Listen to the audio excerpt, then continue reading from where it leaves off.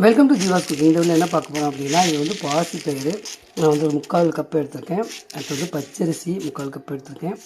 அடுத்து வந்து கேழ்வரகு இது வந்து நான் ஒரு 3/4 கப் எடுத்திருக்கேன். இப்போ இந்த மூணையும் நம்ம என்ன பண்ணலாம், தனித்தனியாக வறுக்கணும். வறுத்து எடுத்துகிட்டு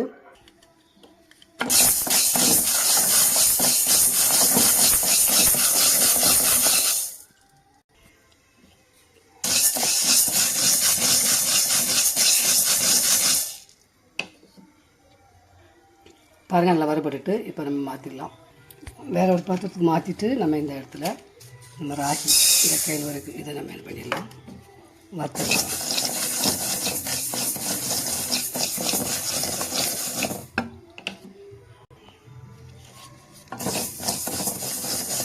பாருங்கள், நல்லா வாசம் வந்துட்டு இப்போ நம்ம இதையும் மாற்றிடலாம். அடுத்து அரிசியை வறுத்துடலாம்.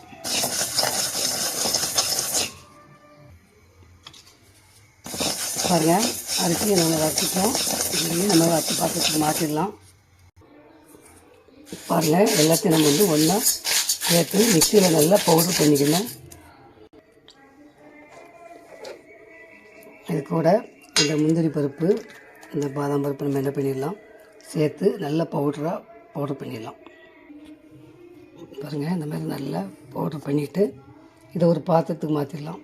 இப்போ வந்து பாத்திரத்துக்கு மாற்றியாச்சு. நம்ம என்ன பண்ணிடலாம், நாட்டு சர்க்கரையை போட்டு தண்ணி விட்டு நல்லா பிசைஞ்சு எடுக்க போகிறோம்.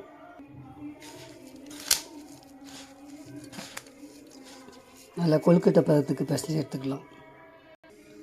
பாருங்கள், மாவை உருட்டி இந்த மாதிரி தட்டி இந்த மாதிரி இட்லி பாத்திரத்தில் வாழையில வச்சு நம்ம என்ன பண்ண போகிறோம், வந்து வேக வைக்க போகிறோம்.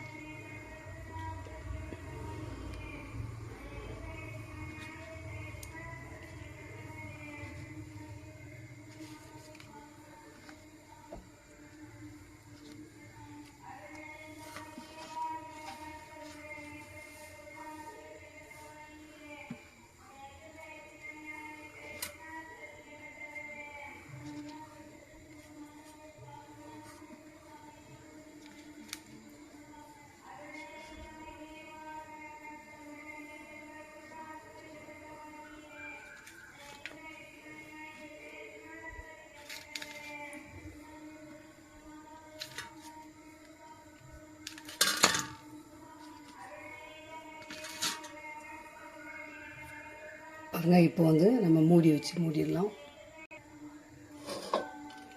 பாருங்கள், நல்லா மூடியாச்சு. இப்போ நல்லா வேகட்டும். அதுக்கப்புறமா நம்ம எடுத்து பார்க்கலாம். பாருங்கள், நல்லா வெந்துட்டு இப்போ நம்ம அடுப்பை ஆஃப் பண்ணிடலாம். பாருங்கள், இப்போ வந்து நமக்கு வந்து பாசிப்பயிறு கொழுக்கட்டை ரெடி ஆகிட்டு.